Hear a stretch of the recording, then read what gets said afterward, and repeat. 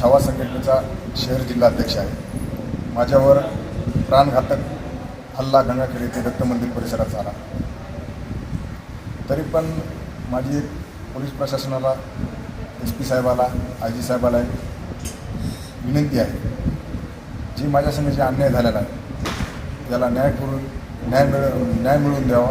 जे आरोपी आहेत ते खुलेआम आता पण फिरून मला धमक्या देत आहेत, माझ्या कुटुंबाला जीव मारतो, तुला डबल परत केस केल्यानंतर जीव मारतो, आणि त्याप्रमाणे जे योग्य कायद्यात बसन, जे माझ्या जे टाके डोक्याची इंजुरी आहे, जे पायात मार आहे, जे सगळे मारहाण जे झाले सगळे फुटेज तपासून पूर्ण साक्ष्य पुरावे हे करून पूर्ण तपास करून पोलीस प्रशासनाने योग्य ते जी कलम असन जीवे मारायच्या याची प्राणघातक हल्ल्याची ती कलम लावण्यात यावी.